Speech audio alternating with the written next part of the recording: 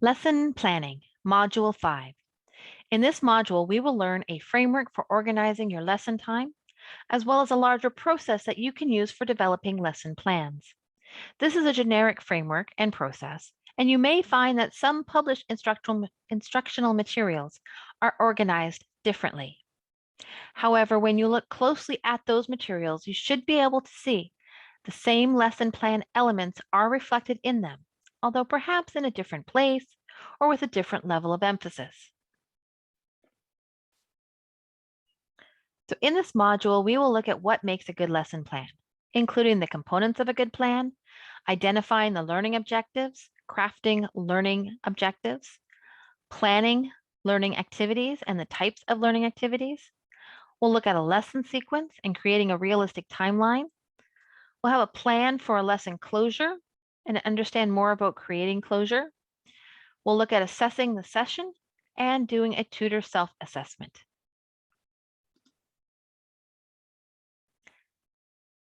What makes a good lesson plan?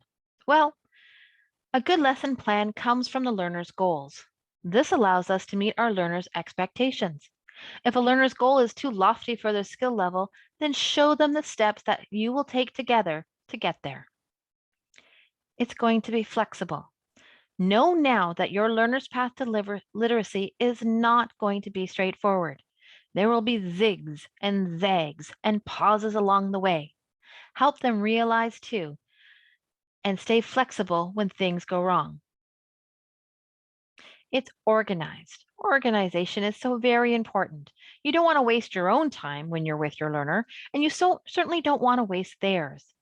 Being prepared and organized with what you want to teach and how to go about it will ensure you do not.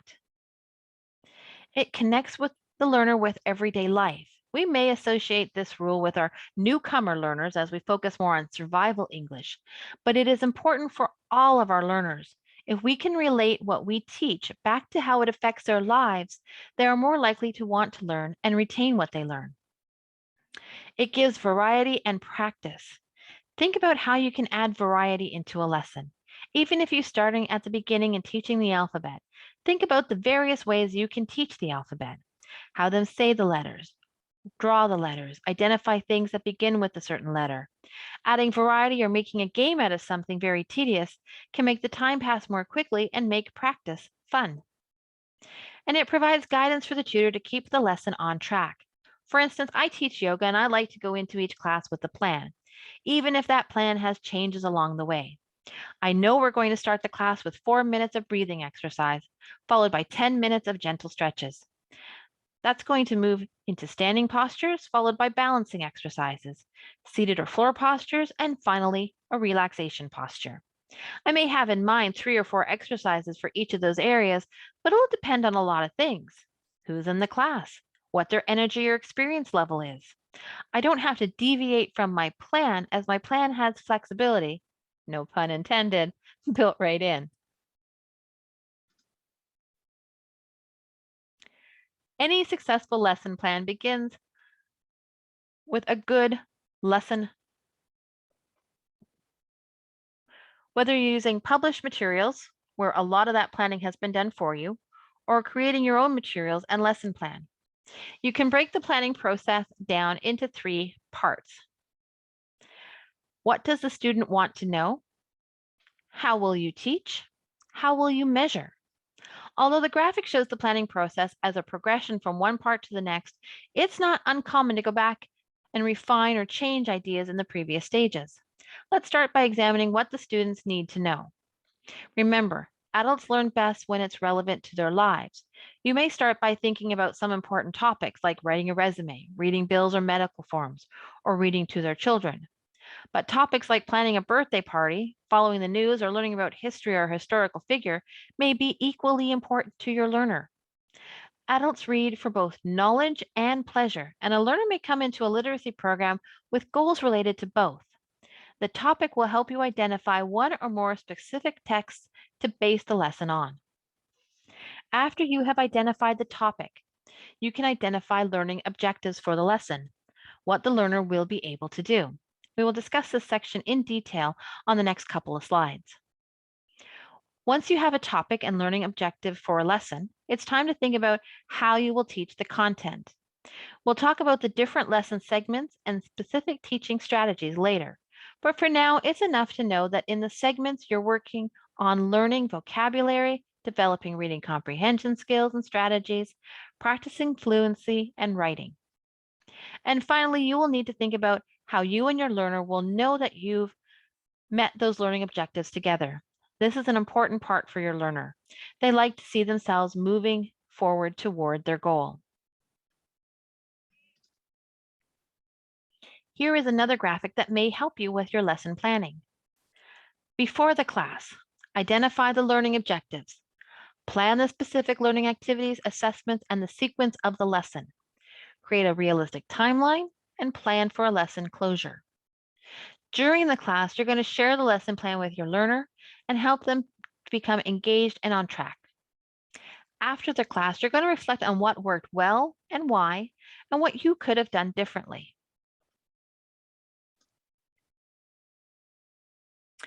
Before you plan your lesson, you will need to first identify the learning objectives for that lesson. A learning objective describes what the learner will know or be able to do after the learning experience, rather than what the learner will be exposed to during instruction. That would be topics. Typically, it is written in a language that is easily understood by learners and clearly related to the program learning outcomes. This table that as shown contains the characteristics of clear learning objectives. So clearly stated tasks, free from jargon and complex vocabulary, describe specific and achievable tasks such as describe, analyze, or evaluate, not vague tasks like appreciate, understand, or explore. The important learning goals, describe the essential learning in the course which the learner must achieve. Achievable, can it be achieved within the given period and sufficient resources are available? Demonstrable and measurable. It can be demonstrated in a tangible way, are accessible, achievement and quality of achievement can be observed. Fair and equitable. All learners, including those with disabilities or constraints, have a fair chance of achieving them. Now, granted, this one may more likely support those who are working in small groups rather than one-to-one. And is it linked to course and program objectives? Consider the broader goals, i.e. the course, the program, and the institutional goals. Shown here is the Bloom's revised taxonomy of educational objectives, and it may be a useful resource for crafting learning objectives that are demonstrable and measurable. So the thinking level from lower order to higher order, and the description or action verbs that would go with those. So we want learners to remember. So verbs that go with that would include define, describe, identify, label, list, match, name, outline, recall, recognize, reproduce, select, state, and locate. Understand. This means constructing meaning from instructional messages. The verbs we would use in their objectives would include illustrate, defend, compare, distinguish, estimate, explain, classify, generalize, interpret, paraphrase, predict, rewrite, summarize, translate, etc. You get the idea. We will share this in the handouts for you. When planning learning activities, you should consider the types of activities students will need to engage in order to develop the skills and knowledge required to demonstrate effective learning in the course. Learning activities should be directly related to the learning objectives of the course and provide experiences that will enable the learner to engage in, practice, and gain feedback on specific progress toward those objectives. As you plan your learning activities, estimate how much time you will spend on each. Build in time for extended explanation or discussion, but also be prepared to move on quickly to different applications or problems and to identify strategies that check for understanding. Some questions to think about as you design the learning activities you will use are: what will I do to explain the topic? What will I do to illustrate the topic in a different way? How can I engage the learner in the topic?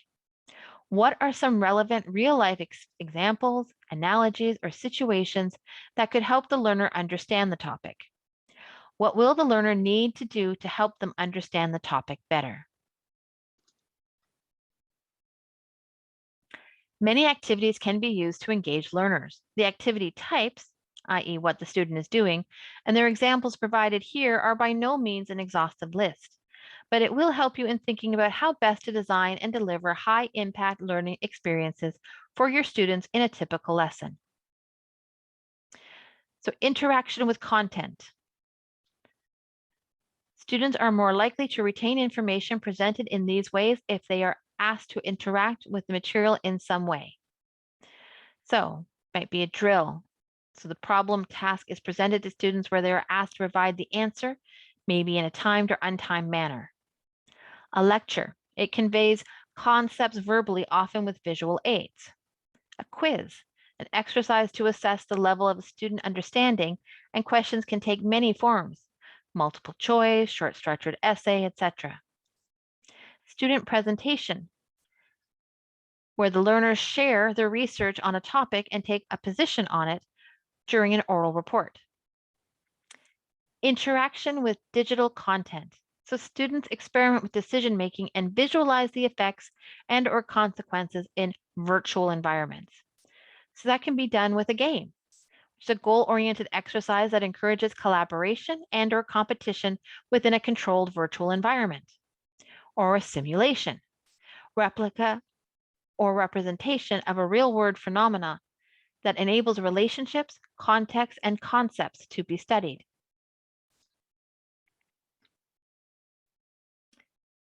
So the interaction with others for peer relationship, informal support structures, and teacher-student interactions and relationships. This can be done with debate, a verbal activity in which two or more differing viewpoints on a subject are presented, discussion, formal, informal conversation on a given topic or question, where the instructor facilitates student sharing of responses to the questions and builds upon those responses.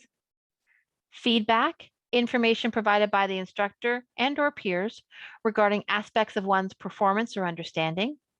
And guest speakers, feelings, thoughts, ideas, and experiences specific to a given topic are shared by an invited presenter. Problem solving and critical thinking.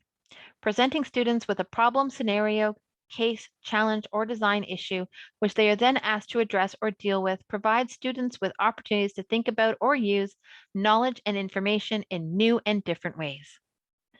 So some examples of these would be a case study, detailed story that students analyze in detail to identify the underlying principles, practices, or lessons it contains. Concept mapping, a graphical representation of related information.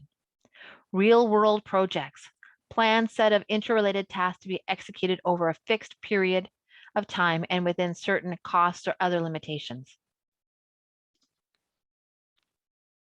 And reflection. The process of reflection starts with the student thinking about what they already know and have experienced in relation to the topic being explored or learned. This is followed by analysis of why the student thinks about the topic in the way they do and what assumptions, attitudes, and beliefs they have about it and bring to the learning about the topic.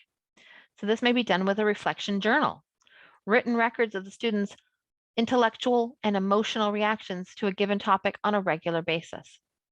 It's important that each learning activity in the lesson must be aligned with the lesson's learning objectives, meaningfully engage the student in the active, constructive, authentic, and collaborative ways, and be useful where the student is able to take what they have learned from engaging with the activity and use it in another context for another purpose.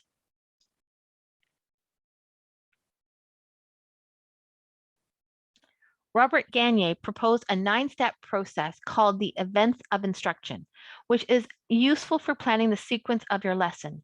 Using Gagne's 9 events in conjunction with Bloom's revised taxonomy of educational objectives aids in designing engaging and meaningful instruction. So where are we going to start on this? We're going to look first at gain attention. Inform learner of objectives. Look at their prior learning. Present the content, provide the guidance. We're going to practice. We're going to provide feedback. we're going to assess performance, and then we're going to enhance retention and transfer to the job or activity.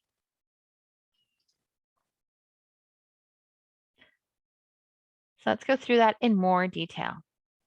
Gain attention. Obtain the student's attention so that they will watch and listen while the instructor presents the learning content. So present a story or a problem to be solved. Utilize icebreaker activities, current news and events, case studies, YouTube videos, and so on.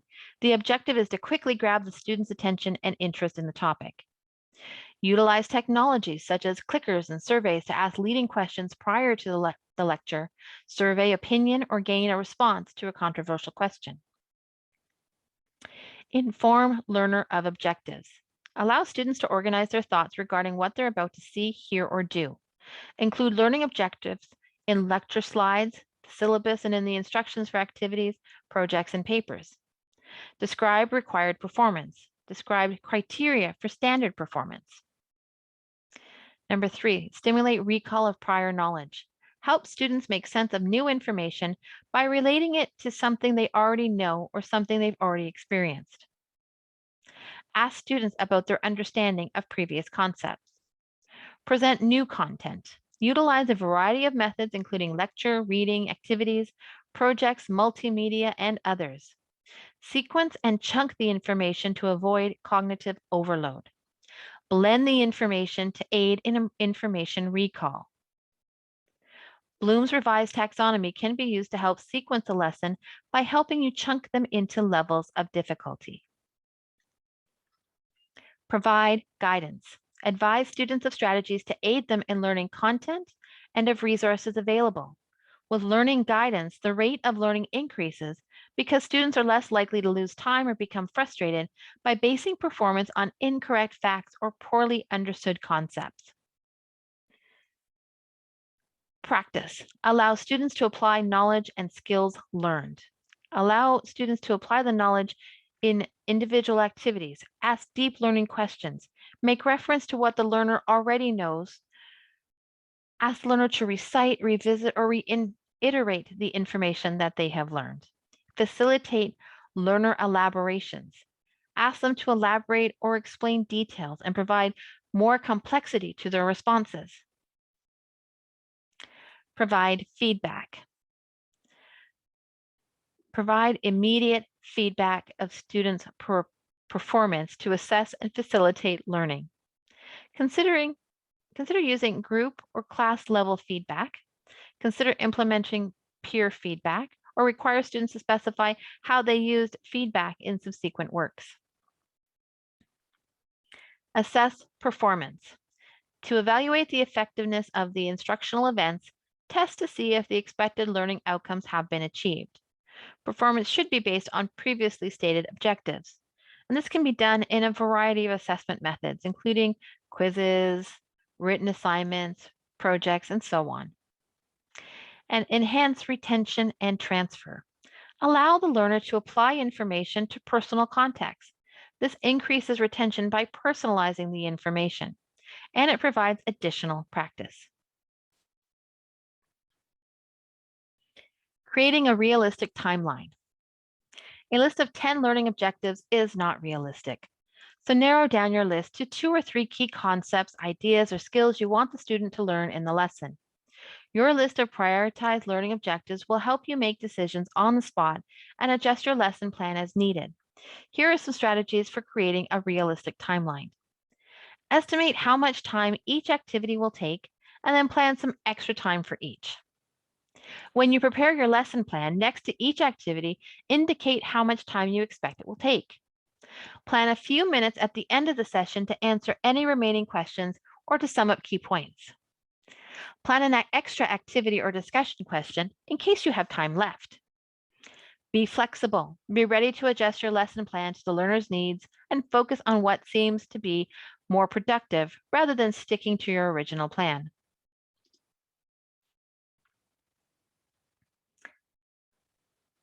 A lesson closure provides an opportunity to solidify student learning. Lesson closure is useful for both the tutor and the learner. You can use closure to check for learner understanding and inform subsequent instruction, and you can adjust your teaching accordingly. It can emphasize key information. It can tie up loose ends. It can correct students' misunderstandings, and you can preview upcoming topics.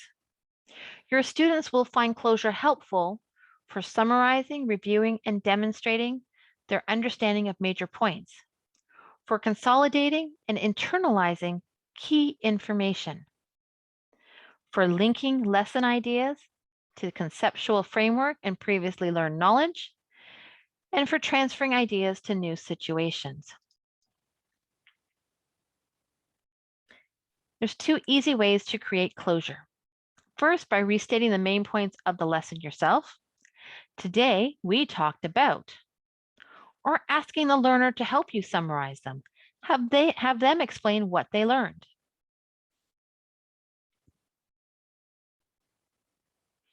Take a few minutes after each session to reflect on what worked well and why, and what you could have done differently. Identifying successful and less successful organization of class time and activities would make it easier to adjust to the contingencies of the classroom. If needed, revise the lesson plan. Some learner-related questions include, was the session at the right pace for the learner? Did the learner participate in the planning or evaluation of the lesson? Was the learner active more often than the tutor? Did the learner feel good about what happened in the session? Some content-related questions you can ask is, was the information useful and relevant to the learner's goals? Did the lesson include enough activities? Were they interesting, varied? Were the tasks real? Were they presented in real situations? Some other concerns you can ask about, was the goal reached? Did the goal change during the session? Was a new goal set at the end of the session? Were praise and feedback provided? Did both the learner and tutor stay on track?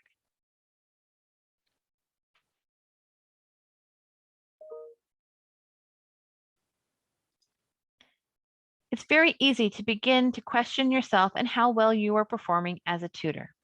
This can happen at any time during your tutoring with Laubach Literacy New Brunswick.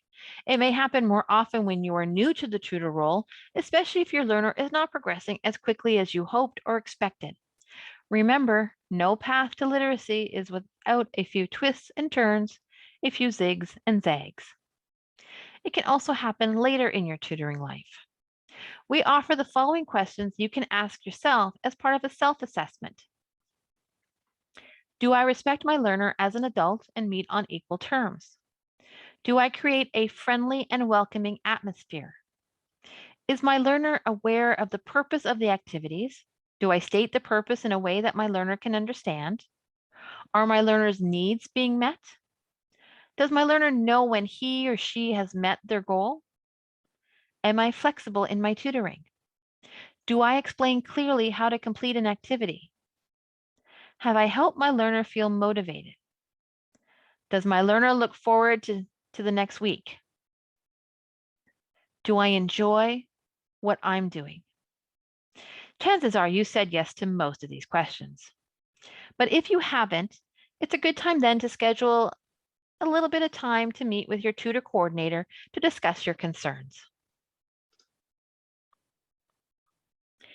In this module, you've been introduced to the basics of lesson planning. On the resource page with this video, you will find a lesson plan template that you can use for drafting up your own lesson plans, as well as a few of our favorite lesson planning links. If you have further questions, please discuss them with your tutor coordinator, at your council, or contact us here at Laubach Literacy New Brunswick.